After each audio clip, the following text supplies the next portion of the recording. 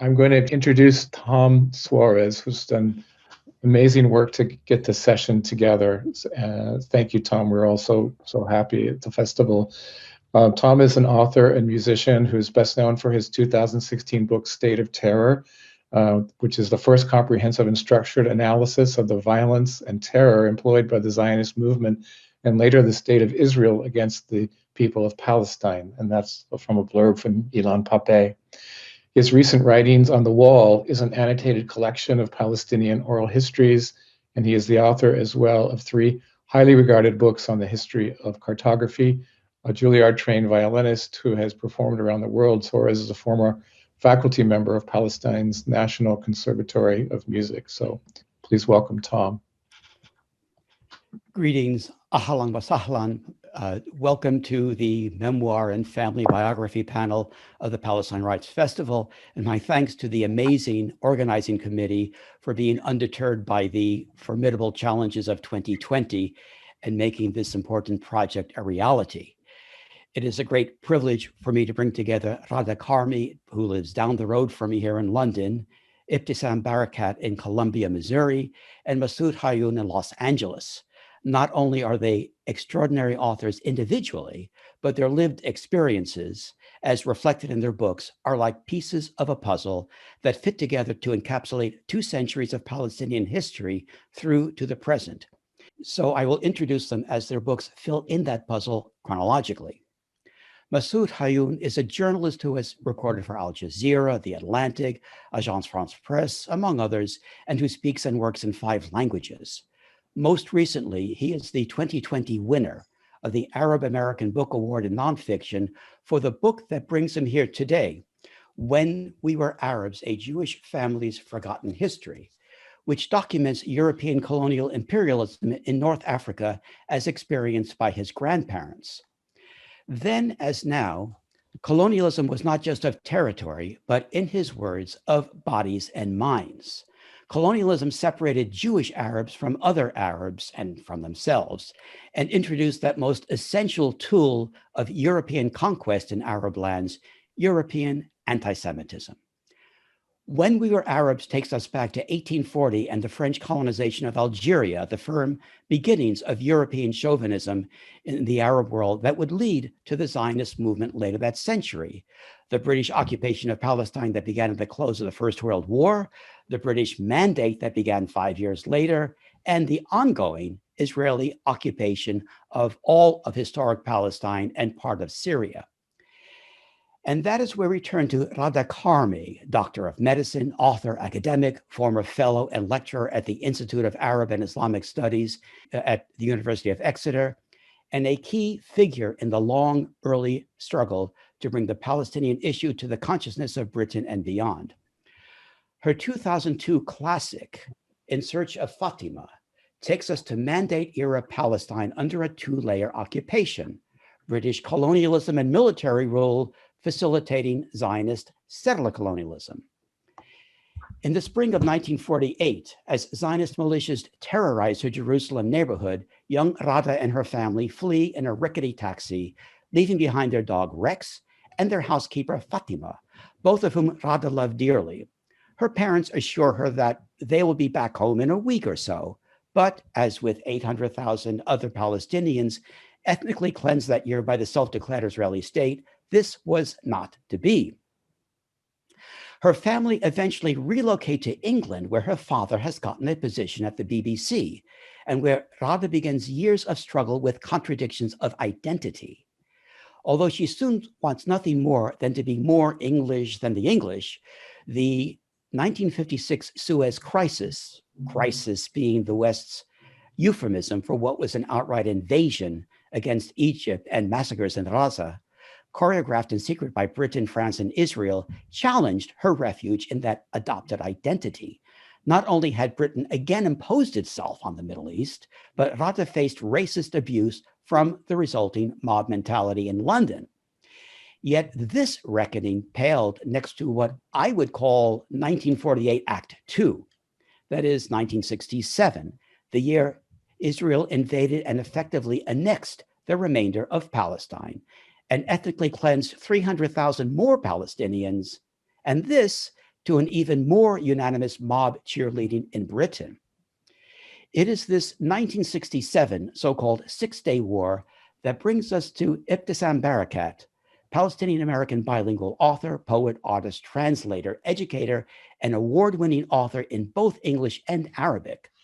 Her two memoirs we will discuss today have won more than 30 awards and honors, including the International Reading Association's Best Book Award, the Arab American Museum's Best Book Award, and the Middle East Best Book Award.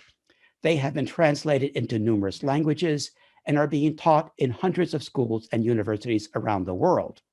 She is the founder of Write Your Life seminars, coaching people to write their memoirs and to contribute to a more inclusive and representative human culture and history. And most recently, her 2020 book, The Lilac Girl, has won this year's prestigious Sheikh Zayed Book Award in Children's Literature. Like Ghada, Ibtisam is a native of Jerusalem. She was 3.5 years old when the 1967 invasion did to her family what the 1948 invasion had done to Ghada's family 19 years earlier. But Ibtisam's family returned with the help of the International Red Cross, and her 2007 book, Tasting the Sky, A Palestinian Childhood, traces her family's initial exodus, fleeing the invasion to tenuous safety as refugees in Amman, and their eventual move back to the cities of Ramallah and Jerusalem. Her extraordinary account of childhood under brutal military rule and the strength of her family through displacement and endless challenge covers the first 3 years of Israel's 1967 enlargement of its 1948 occupation. Her odyssey continues in her 2018 companion book, Balcony on the Moon, Coming of Age in Palestine, which takes us through the decade 1971 to 1981, growing up in a world in which a foreign power is so determined to erase you that it even blocks your school from teaching your own history.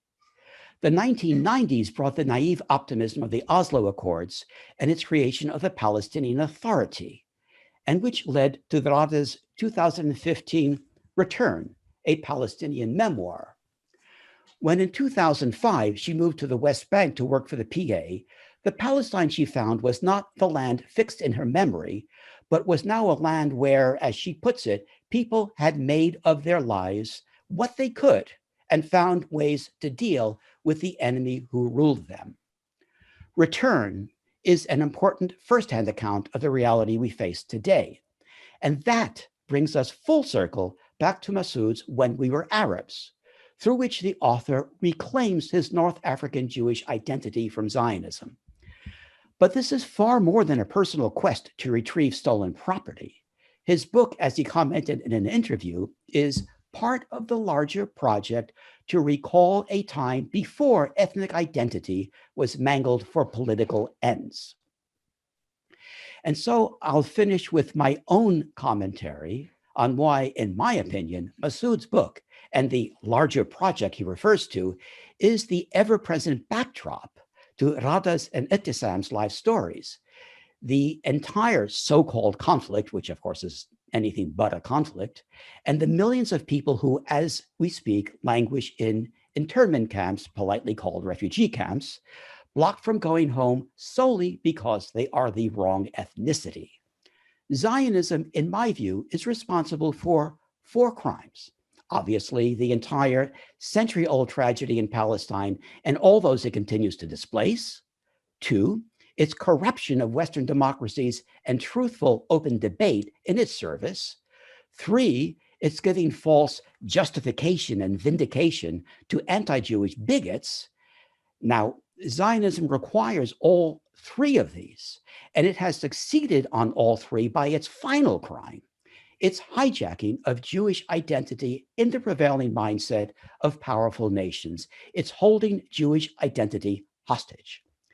Israel's impunity depends on the Zionist messianic narrative, with Israel's claim that it, the nation state, is interchangeable with Jewish identity. And so reality is turned upside down for the benefit of Israel. So, for example, defenders of Israel's crimes, many of them true anti-Semites, Donald Trump being just one obvious example, silence anyone who challenges Israel's crimes as, ironically, anti-Semitic. This has now been institutionalized with the bizarre so-called IHRA definition of anti-Semitism, a definition which is itself profoundly anti-Semitic, being imposed on universities and governments, including the US State Department. And so, in my opinion, freeing the hostage Jewish identity from Israel's clutches is the key to ending the century-old injustice. I'll leave it to our authors if they want to comment on this aspect. Bravo, Tom. That was something else. In the cost of the talk. But let's begin by my asking about the meaning of the titles of the books. And perhaps each of you could read an extract of your choosing from one of your books. Let's begin with Ghada. Well, first of all, thank you, Tom, for a most intelligent and wide-ranging introduction. Really excellent. You should be one of the panelists, not the moderator. I really must say. I get to say what I want because I'm the moderator. You have to read from your book. Okay, now my book, In Search of Fatima, I suppose logically should be the first in amongst us three to be the one we need to consider, because chronologically, of course, it's a book that deals with the historical period immediately prior to the establishment of the State of Israel and as it was being established. Now, I very much wanted, and you'll see from this extract, I wanted to convey what it felt like, the exodus from Palestine, the expulsion, the flight from Palestine because of what was happening with Zionism. And it's extremely personal. It's obviously through the eyes of a child, which is what I was at that time. Now, the time is April 1948, and my first extract about that, when I look back, I see how that time in my life so is overlaid with areas of silence, impenetrable to memory. I was aware that everything had gone wrong with us, but did not know why, or whether my world would ever come back again. The sunny times, the friends, the going to and coming from school. Around me, events succeeded each other with a relentless momentum, heading for some cataclysm. And we were being pushed uncontrollably by this momentum, powerless to stop it. The worst of it was my instinctive sense that my parents were frightened and did not know where we were headed either. Now, I go on to describe the April morning which we actually left our home. And a very shabby taxi came to our neighborhood, quite terrified because there were so many bombs, there was so much shooting, that it was the best we could do. And there we were all in a taxi, packed in together, and with the case that my mother had packed. So my father got back into the car, and my mother said, "Why can't they make up their minds? One minute they tell us all the women and children are to leave, and now they're saying we shouldn't. And anyway, what's the point now with everyone already gone?" What she was referring to was the Arab defense militia that was telling the ordinary civilians and people, take the women and children away. And then they stopped my father and said, "Where are you going?" thinking he was going to flee because that was not allowed. Anyway, so my father shushed her and said, "Please keep your voice down." As we started to move off, I twisted round on Fatima's knee and looked out of the back window. And there, to my horror, was Rex, our dog, standing in the middle of the road. We can't have closed the gate properly, and he must somehow have managed to get out. He stood still, his head up, He's still stiff, staring after our receding car. Look, I cried out frantically. Rex has gone out. Stop, please, he'll get killed. Shh, said Fatima, pushing me down into her lap. He's a rascal. I'll put him back when I return, and he won't come to any harm. Now stop worrying. But I stared and stared at him until we had rounded the corner of the road, and he and the house disappeared from view. I turned and looked at the others. They sat silently, their eyes fixed on the road ahead. No one seemed aware of my terrible anguish, or how in that moment I suddenly knew with overwhelming certainty that something had irrevocably ended for us there. And like Rex's unfeigned, innocent affection, it would never return. And so we got to the old city where the taxis leaving Palestine were, and Fatima was going to stay behind. We got into a second taxi, which was going to take us to Damascus, where my grandparents were. Fatima stood by the car, which would take us away. For all her efforts at self-control, tears were coursing down her cheeks. She embraced and kissed the three of us in turn. My father said, "Mind you look after the house until I come back." And she nodded wordlessly. I clung desperately to the material of her kaftan, but she gently disengaged my fingers. As we got into the taxi and the doors were shut, she drew up close and pressed her sad face against the window. We drove off, leaving her and Muhammad, her brother, looking after us until there were no more than specks on the horizon, indistinguishable from the other village men and women who were there that day. No doubt, my parents thought they were sparing us pain by keeping our departure secret from us until the very last moment. They also believed we would be away for a short while only, and so making a fuss of leaving Jerusalem was unnecessary. But in the event, they turned out to be woefully wrong. We never set eyes on Fatima or our dog or the city we had known ever again. Like a body prematurely buried, unmourned, without coffin or ceremony, our hasty, untidy exit from Jerusalem was no way to have said goodbye to our home, our country, and all that we knew and loved. Thank you, Ghada.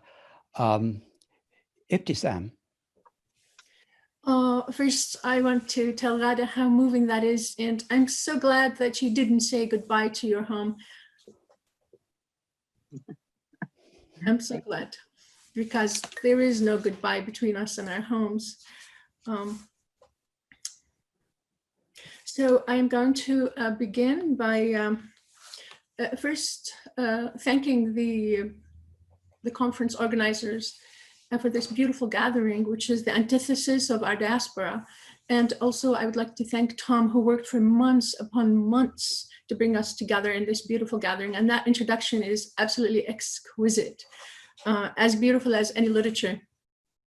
So I'm gonna start with Tasting the Sky. This is Tasting the Sky, about my childhood. The book that really moved me from silence and being crushed and my voice being absent to my voice being part of me and also part of the global conversation.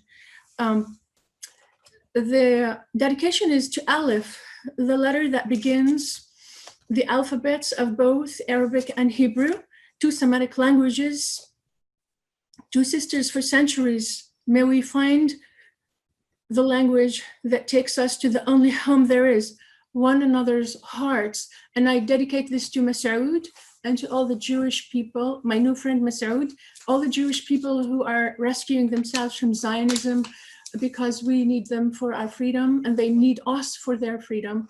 And anyone in the world working to rescue themselves from racism, which is really an unhuman thing, and is silencing to the only language that we have, which is the love in one another's hearts. And I would like to read a song for Aleph. This is a poem that ends tasting the sky. Aleph is the friend of my childhood, and he's the friend of my life. And Aleph is a letter, the Semitic letter. And Aleph gave me a home in language when I lost my home in the world. I live with Aleph. A song for Aleph. Aleph, the letter, is a refugee. From paper to paper, he has no home. Aleph, the letter, he's the shape of a key to the postal box of memory.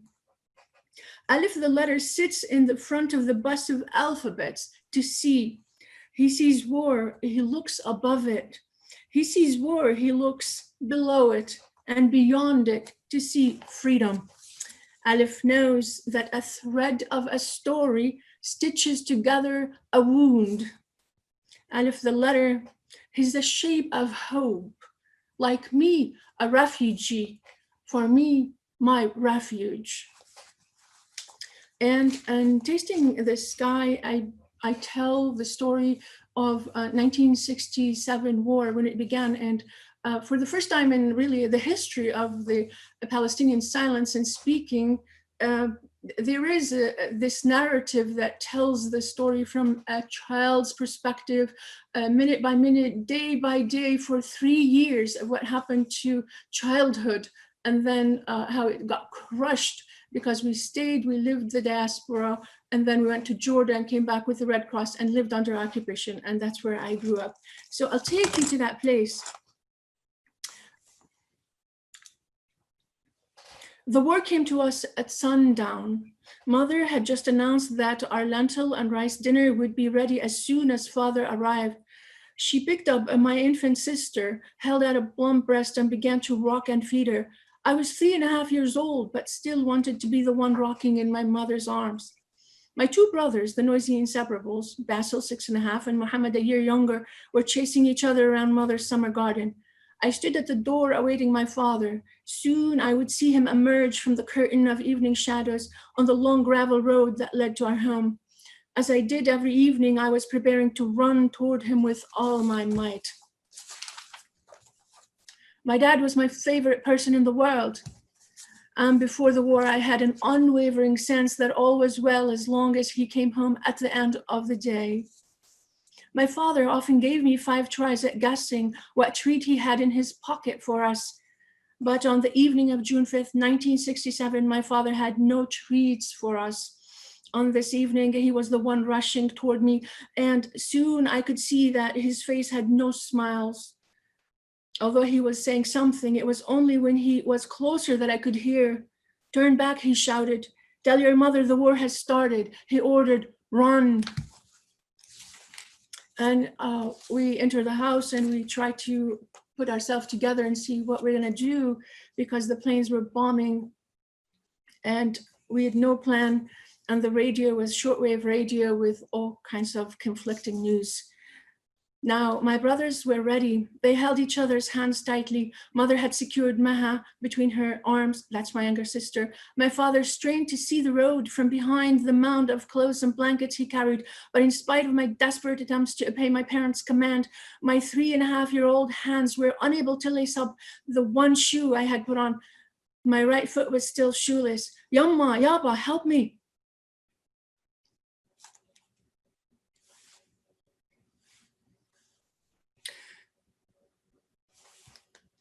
I cried in a hushed voice.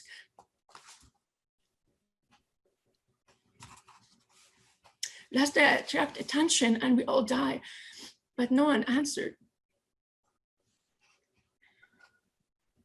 At that moment, a new wave of fleeing refugees, villagers rushed by. As they disappeared, everything faded into stillness and my family was gone. Had they just walked into the crowd and left me behind? Fear dug a hole in my heart. I could not grasp what had happened. I wanted to cry aloud, hurl their names across the darkness, but dread stifled my voice. And that's really my Palestinian story, is that war had stifled my voice, myself, my relationships, my humanity. And luckily, along the journey, I found Aleph, and Aleph restored me to humanity through language. I'll stop here. Thank you so much, Ibtisam. Massoud.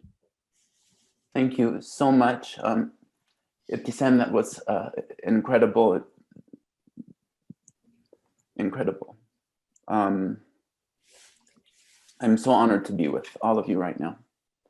So I have kept my excerpt exceptionally short, just one sentence to the point of memoirs, in hopes of yielding more time to the Palestinian masters of our craft on this panel.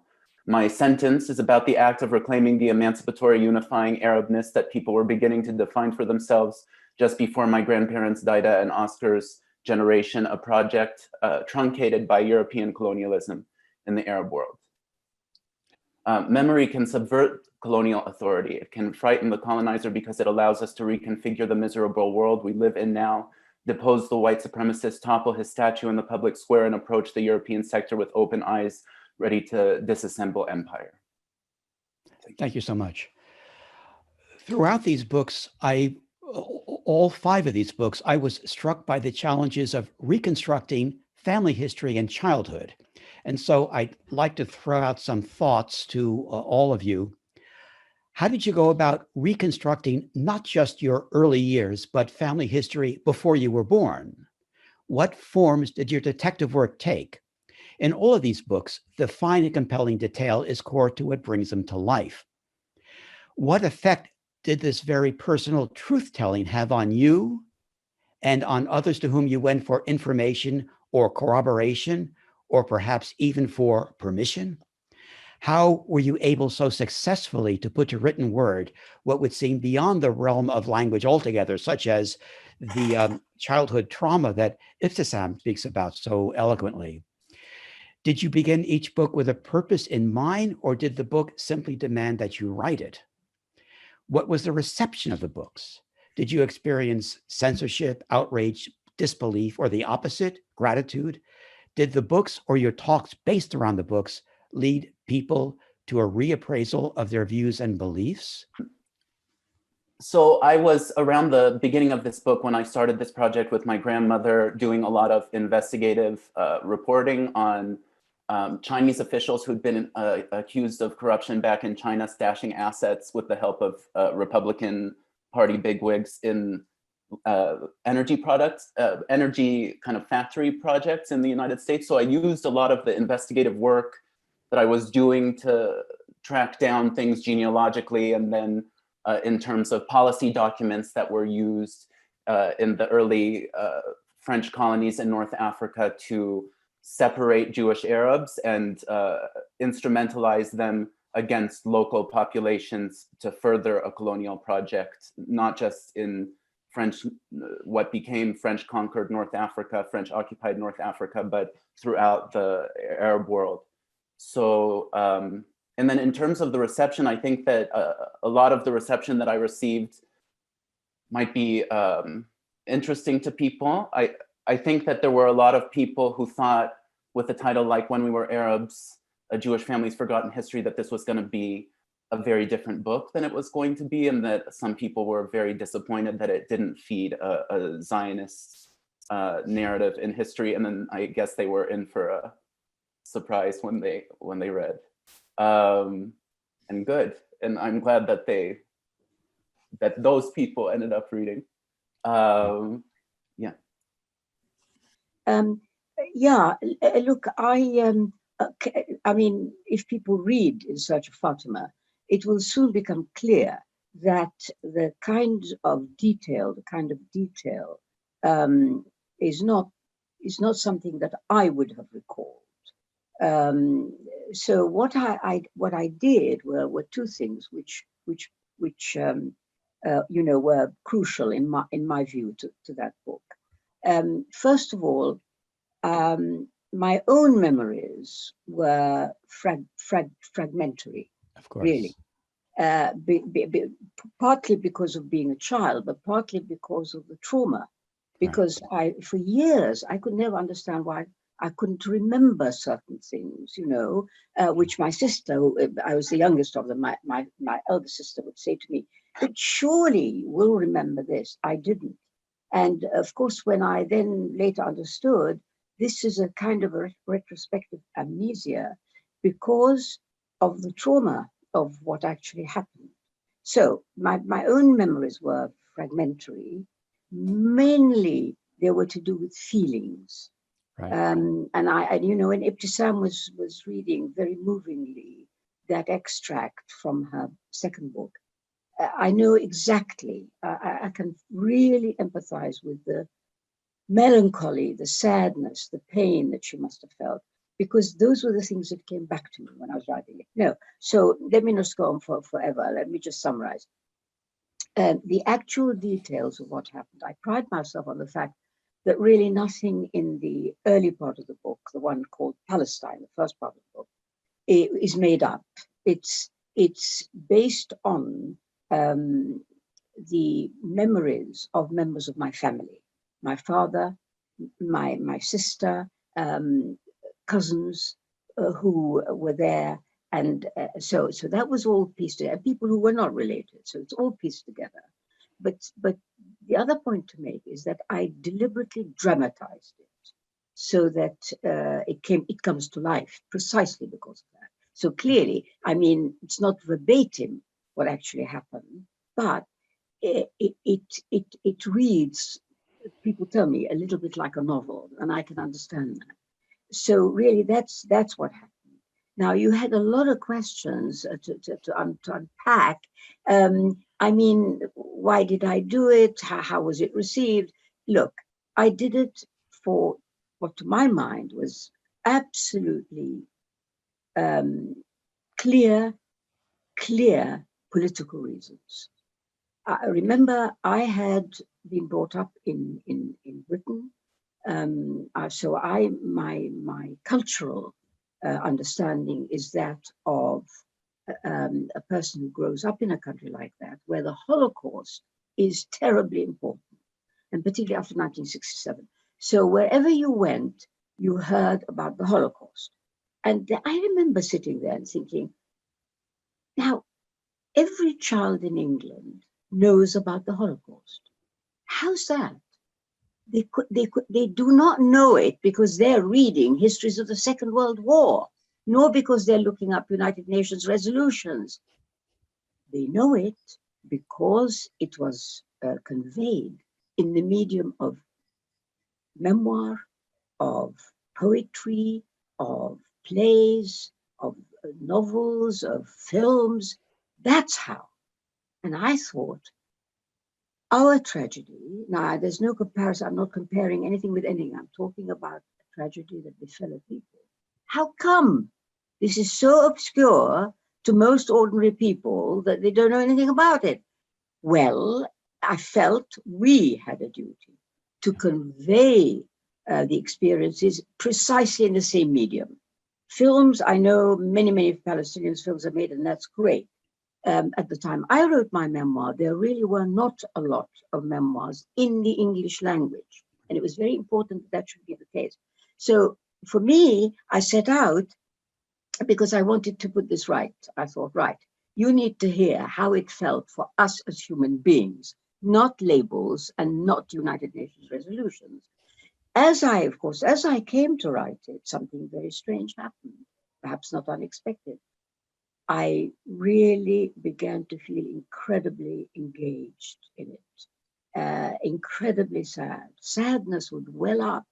You know, I was trying to write, so I think, why is this? Of course, I realized it was the feelings that had been trapped, where the memory itself did not appear, the feeling had remained.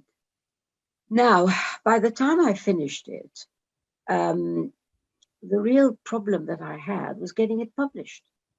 You know, friends read it and said, my God, it's so moving. Oh my goodness, I didn't know, I didn't realize. I couldn't get it published. So I don't know about my friends, but I tell you, but at the time that I was doing this, in the early 2000s, nobody was particularly interested or sympathetic to the Palestinian viewpoint. It was a hell of a job to do it, but thank goodness it finally did get done. And by the time of my second memoir returned, The situation wasn't like that anymore. It was, the second memoir was published with no problem at all. It's wonderful to listen to all of you. For me, the research that I've done is organic. I grew up under occupation, completely silenced. I was not allowed to say the name Palestine for 22 years.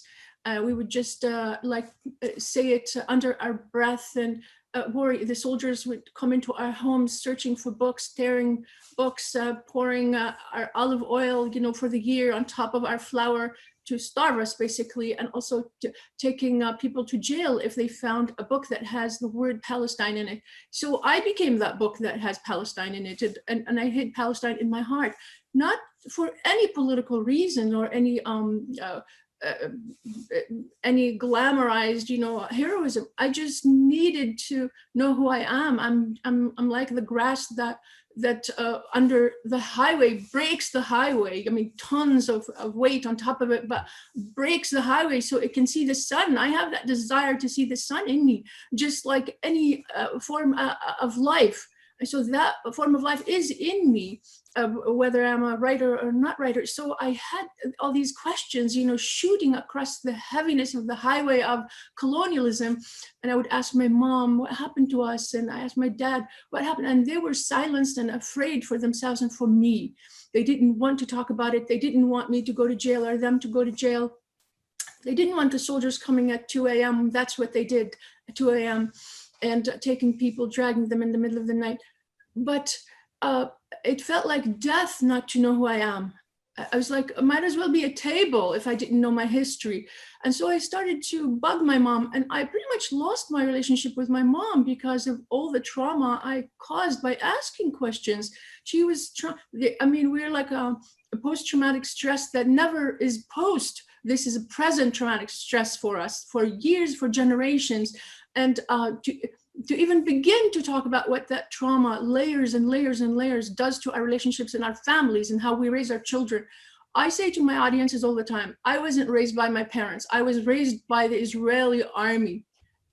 I was told the rules by the army. The limits were set to me by the army. Who I am was set by the army. Who I'm not was set by the army. And so I was ultimately colonized at birth. And there's something in me that desired freedom, something that like a sparkle of life that remained uncolonizable. And I think that's my spirit and the human spirit that can never be crushed and will fight, like those people at September 11th who threw themselves off of the tower just for a final decision of freedom. I'm like that. I would throw myself at anything to experience freedom against all the odds. And so that was my pen, that little tip of a pen that I could pierce through the big wall, and it would give me a ray of light, a ray of hope. And I started to ask questions, and no one really answered my questions. And somehow I decided to ask myself those questions, because I got the idea that my answers are in my body, they are in my flesh, they are in my memories, they are in my nightmares. At night, the stories aren't far away in history books, they're in my mind, but they come in fragments and they traumatize me. And I had to leave Palestine for the first time to understand Palestine, because inside the trauma, the perspective is absent. And no one tells us the truth, not our people and not the Israelis, not the American media, nobody. So it's like this inside this jail, invisible jail of no truth. So in America, I came and sat under a tree, like an invisible, imaginary tree for possibly 20 years to gather myself together before I could put anything on the page. And I never forgot that the people, when I left Palestine for America, I never forgot what it's like to be a Palestinian under occupation, desperately desiring to hear one word from anyone outside of the border speaking about us. This desperation of watching the news all day long, hoping that someone would say a word about us, what's going on with us. And I decided, I'm going to be that person. I'm going to be that person.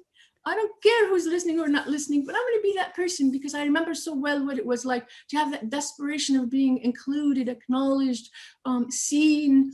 And And so the writing took me to that place, and the research never ends because the questions never end, and it expands. And all kinds of people, such as the people here, people around me, the people who read my books, the people who, the young people now, like Tasting the Sky is being read in American schools. For the first time, anyone really reads about Palestine from a Palestinian perspective, someone who lived it.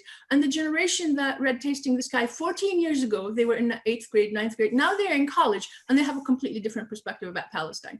They have read about Palestinian. A Palestinian grew in their minds along with Anne Frank and Zlata, all the kids who have survived genocide. There is this girl who is Palestinian, who happened to be me. And I'm so grateful that I could piece the fragments of my life to give something toward freedom of my people and absolutely everyone. And that writing, that research, that writing truly saved my life. I just can say it with 100% accuracy. If I hadn't written, I would have died. You know, Ibtisam, this is so fascinating because, and by the way, whoever got this panel together it is to be congratulated because it's illustrating something very, very important about the Palestinian story. You see, Ibtisam reflects vividly and articulately the experience of military occupation by the Israelis and how with all that means. And you know, if you look at the contrast between her experience and mine, I certainly, after we left Palestine, I don't have an experience of Israelis, an Israeli soldier's boot on my neck or any of this. And yet you see, point I want to make is that as I lived this in the West, I saw that quite subtly what had happened was that after 1967, the idea became accepted that the problem started in 1967. And you know, the origin of the problem, of course, is not 1967. It's the things I'm talking about in my book. And in a way, what I suppose I'm trying to say is it's so very good that we are telling our stories because, as you said, Tom, at the beginning, it is a jigsaw. And now you've got pieces and you can fit them together. So the false narrative that has been put out about Palestine and the Palestinians will be eroded in this way. I'm intrigued by how all of you have achieved so much, not just through your ability and resourcefulness, but all three of you by sheer unwavering determination, and how that determination led to a particular incident or breakthrough that could change the course of your life. To give the example that comes to mind, Ibtisam, when you were in high school, the owner of a little stationery store lent you copies of a magazine published in Kuwait, Al Arabi. And against all odds, you decided to try to contact the magazine's editor, a Mr. Baha al-Din. But under Israeli military control, even getting the letter to Kuwait was a non-starter, requiring determination, ingenuity, and luck.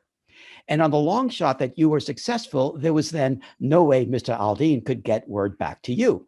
The odds against you were so enormous that one might be forgiven for calling the mere attempt a folly.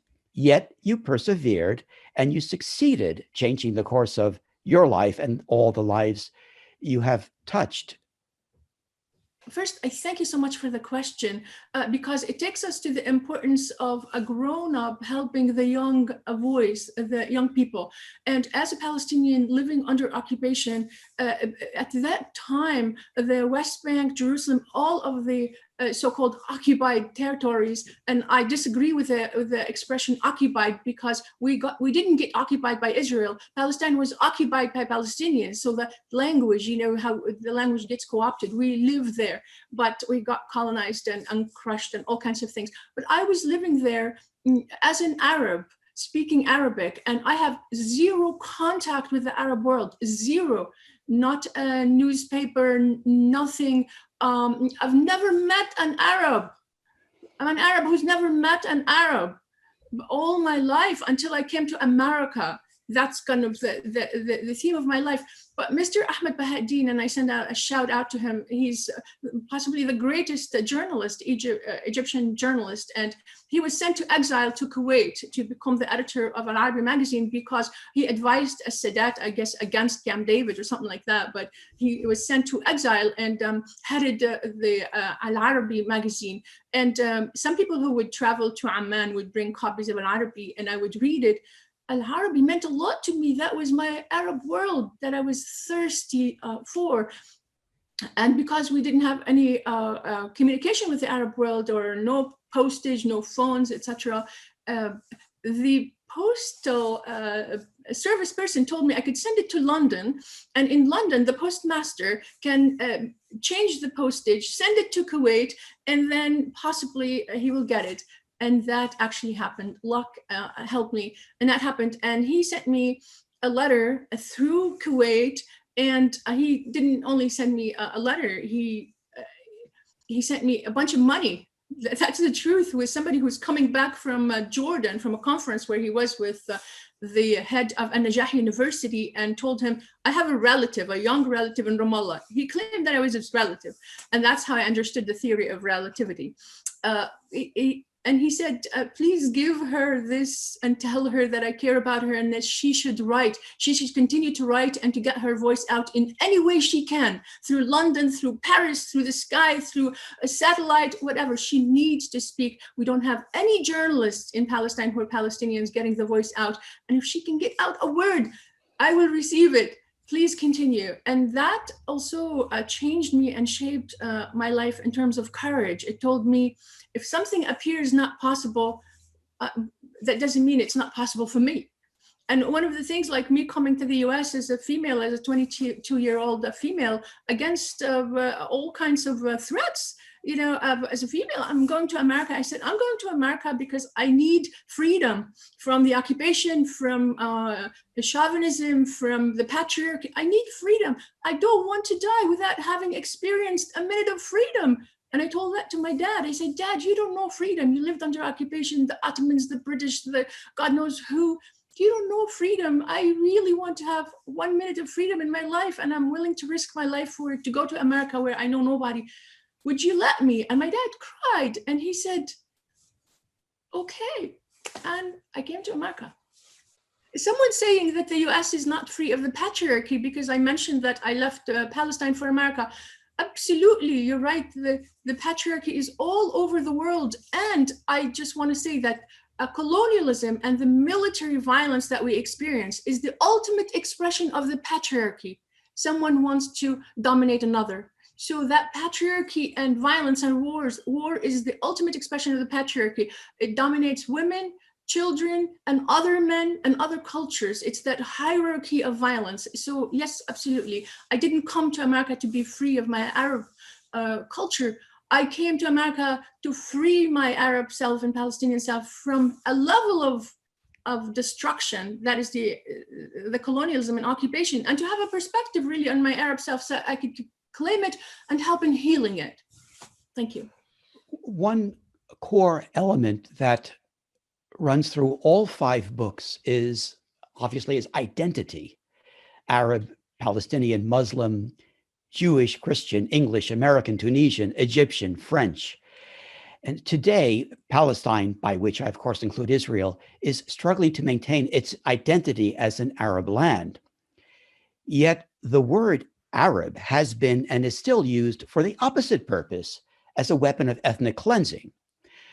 Ben-Gurion labeled Palestinians as Arabs who happen to be in Palestine in order to dehumanize them into specks of a nebulous foreign mass and justify their violent expulsion. And yet, Zionism desperately wants the Palestinian identity for itself as a tool of ethnic cleansing by expropriating cultural Palestinian iconography, music, food, dress, archaeology, and on. It cloaks itself in an ancient Middle Eastern self-identity to maintain the Zionist narrative of a return transforming invaders into indigenous and inheriting a ready-made tradition and history for an invented nation. And by subsuming rather than simply copying Palestinian iconography, it seeks to erase the Palestinians and thus its crimes against them. When Ghada was a schoolgirl in Britain, it had been only several years since Palestine had ceased being a mainstay word in the daily headlines, invariably regarding the latest Zionist terror attack. Yet suddenly, as she mentioned earlier, it seemed that many people reacted as though they had never heard of the place. In the 19th century, the French nurtured Jewish ethnic nationalism, that is to say, proto-Zionism, as a tool for furthering French aggression across Arabia, as the British would later do in Palestine. And so when Massoud's grandmother was in primary school, the colonial teacher asked each student their nationality. Daida answered Tunisian. The teacher corrected her, no, you are not Tunisian, you are Israelite. Massoud recalls how his grandparents were the first generation that considered it embarrassing to wear traditional Tunisian clothing in public. And so when his grandfather met a beautiful young woman on the streets of Alexandria, she ultimately refused his attempts to court her because she was from a slum and wore the traditional clothes of the community. Ghada records how in pre-Nakba Palestine, only peasants wore the kaftan, the traditional robe. But after 1948, it became a symbol of Palestinian identity and thus of resistance, and was then proudly worn by upper-class Palestinian women who had previously scorned it. And what about other symbolism of resistance? Ibtisam, you've already mentioned your dear lifelong friend Aleph, the first letter of the Arabic alphabet. What of other symbols of resistance and of identity in your lives as reflected in the books? I think you raised so many interesting ideas as regards the Arab identity more broadly. And I think that the turning point, to go back to that question for my family and I, and why we wanted to say this to people, was that it had never dawned on us to ask ourselves what constituted Arabness. And I think that that's what When We Were Arabs is about, is trying to understand what constitutes Arabness, because it's used as a legal term in Palestine, in occupied Palestine, to murder people and to dispossess them. We never asked ourselves what about ourselves as Arab, and what is the potential for an emancipatory Arabist project like the one that, as I said, existed just before my grandparents' generation and just before the events leading up to the Nakba that would drive people further toward occupying Palestine. So looking at that generation, I guess that there's one example that I would raise, and it's also to the point that Ibtisam makes that so beautifully about the patriarchy and imperialism working hand in hand. It was women in our communities, Jewish Arab women, who weren't as kind of culturally tied down to the home. So not the Bnat Nes of our communities, who worked in cabarets, who sang Arabist nationalist anthems, like, for example, Habiba Masika, the famous Tunisian Jewish singer who sang ballads about freeing Tunisia, was jailed by the French authorities for singing about the liberation of Tunisia, sang about the liberation from the French authorities of Syria, very far away, performed in Egypt, who even before Kulthum, who of course is my favorite and the grace of Arabic music, started traveling from country to country, explaining to people the power of an identity premised on choice, on politics, on a sense of shared belonging to a cultural legacy that traverses borders. That's it. The way I see it, our memoirs, our histories, narratives, and even fiction would have little value if not to enrich the understanding of the present in the service of a better future. And so maybe we could tie all this together if I asked each of you, in effect, where do we go from here? Where we go as Palestinians and where we go as humanity, these are distinct things. I feel as Palestinians, we have the job of owning the tasks that are ours in relation to our freedom, that the world cannot do for us, such as healing our connectedness and our conversation amongst each other. The colonialism, what it does, it divides people along all kinds of factors and conquers them. So we've been divided alongside everything in the last century, or perhaps in many, many centuries, not coming just from outside, but also our own culture has its own illnesses that need to be healed. Our own minorities, our own sexism, our own illiteracy, and our own social struggles. So we must own that. I see Palestine Rights, this very, very forum that we're at, one of the medicines, one of the healings. That us coming together to converse with one another and find possibilities as Palestinians, but also we are part of humanity, and we can never move forward without the help of humanity, whether our Jewish family members, or whether our Christian family members, whether our the Arab world, and then Europe, Africa. We must liberate ourselves in the context of humanity. That our liberation is not about us, it's just liberating one element of the human body, so that when Palestine is healed, if we're like the foot of humanity and healing, then we heal ourselves as the foot of humanity and caring about the eye or the ear. And it just, we must reclaim that sense of oneness that COVID-19 is forcing on us, that the atmosphere, you know, like the ozone or whatever it is that is suffering in planet Earth, is forcing on us to become aware that us harming one another is like a body harming itself. And we have to get out of the autoimmune politics that the humanity is harming itself. So two directions. One, us healing the pains in the human body. And that takes a lot of work because so many elements are pushing against us to remain fragmented, and a part of humanity. And the fact that I grew up as a refugee in war, and now I can be part of humanity with you, is great hope. And the fact that Massoud and I is speaking is great hope. The fact that Ghada speaks about 48 and I 67 and you when we were Arab, and Tom Suárez is bringing us together right out of London, humanity is moving forward. Thank you. Massoud, Ghada?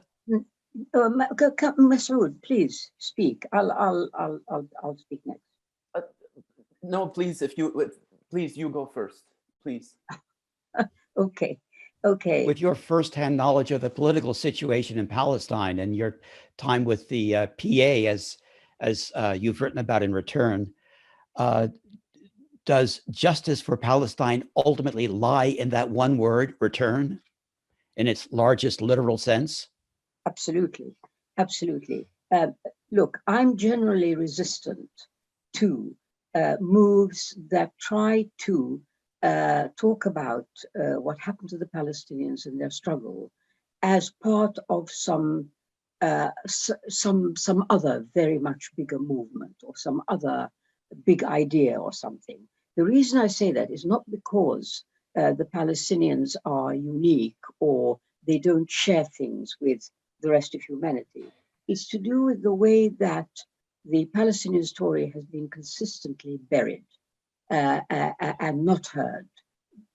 We are in a phase where that story has to be heard again and again and again until people really get the message. So you need to be specific for a certain time in history in order to get the message across. Now, in terms of what is there for the future, okay, well, you're right. In 2005, when I was there and I saw what I saw, it came to me very clearly that the solution, the way forward would come from the people living there. It really won't come from people in exile. It won't come from people like me. It will come from the people on the ground in their day-to-day, minute-by-minute struggle with the Palestinians, with the Israelis, with the army, with the Israeli state, with the Israeli government. That is where it's going to happen. Now, what that would lead to is something that would be very much linked with the situation as it is there. However much one tries to say, oh, it should be this, and we want to aim for that, and so on and so forth, the people who are there will be the ones who will determine it. So that was the first lesson I really learned. Now, for they're doing what they're doing, and God bless them. You know, I don't know how the hell they keep going, but there is no other way. But for the rest of us, the ones who are not living under that terrible situation that Ibtisam has described so vividly, for the rest of us, Palestinians and our friends, really the fight, the major fight is against erasure. It's against erasure because the thing that Israel and Zionism tried to do right from the start was to make the Palestinians disappear in every sense of that term, physically, historically, culturally, in every way. That is still around. Israelis are still doing this. They're still trying to do, they're fighting for this every day.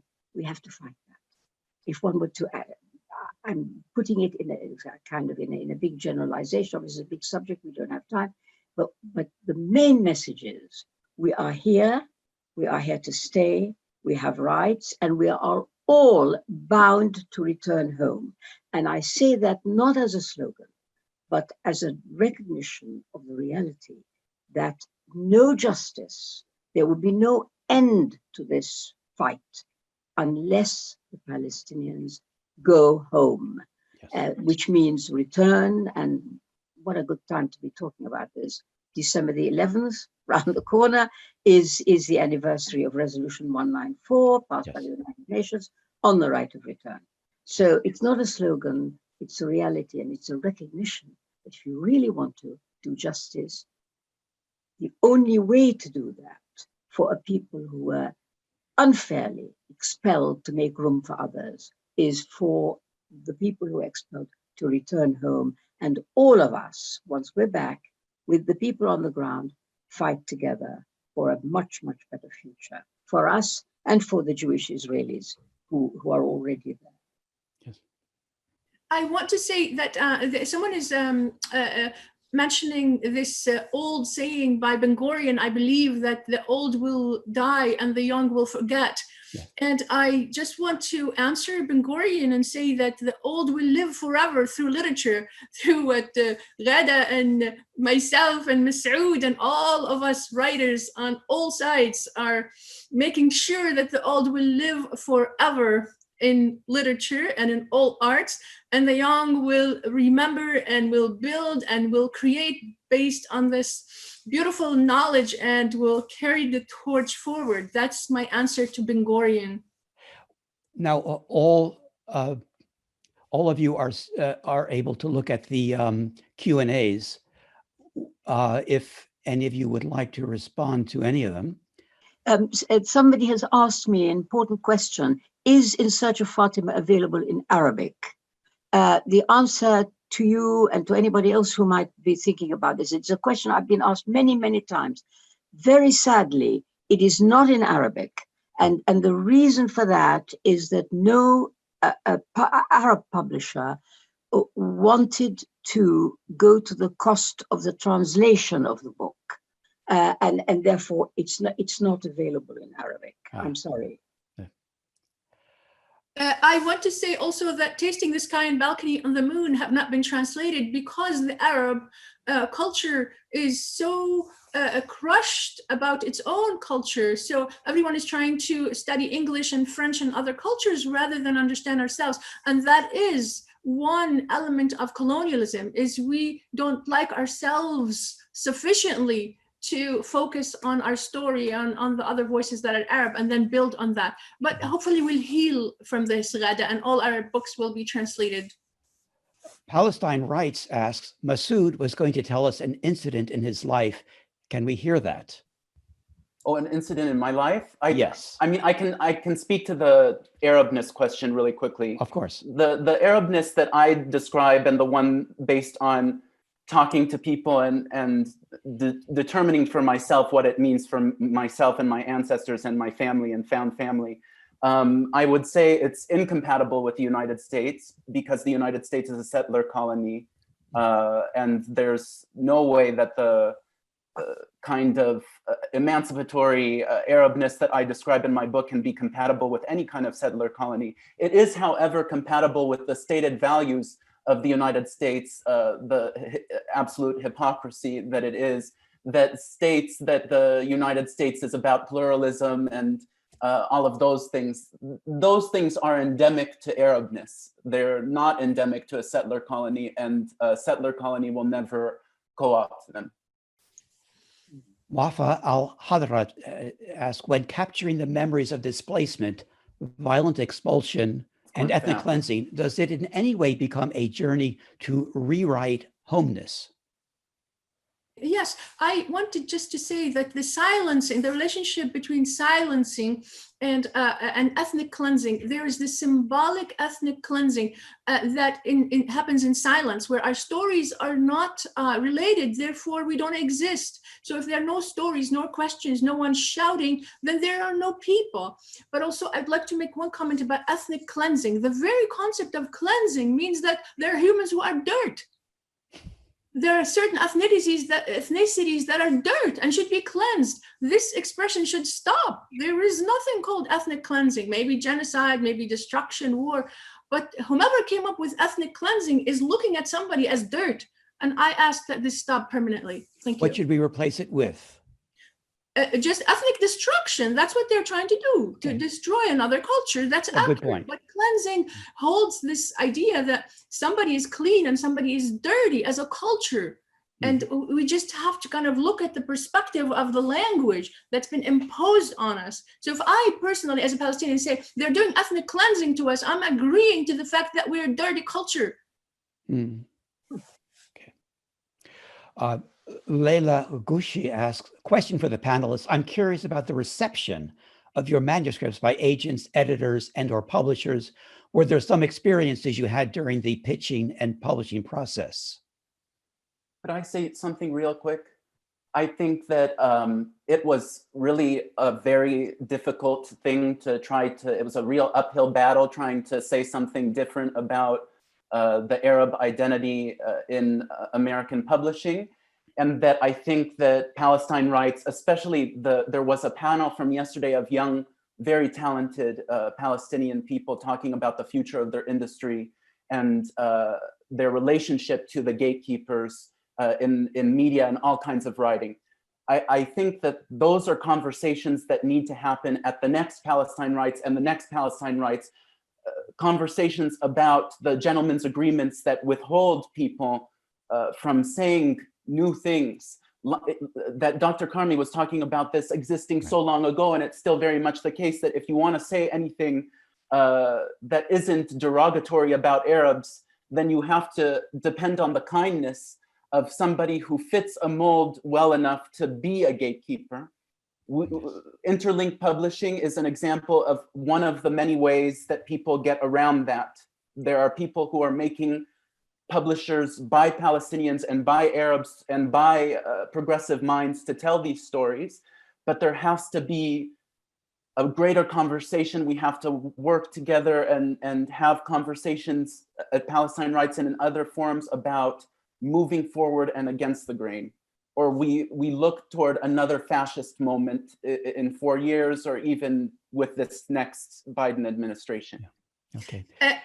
Tom, I'm being your assistant here. They're telling us final thoughts. So yes.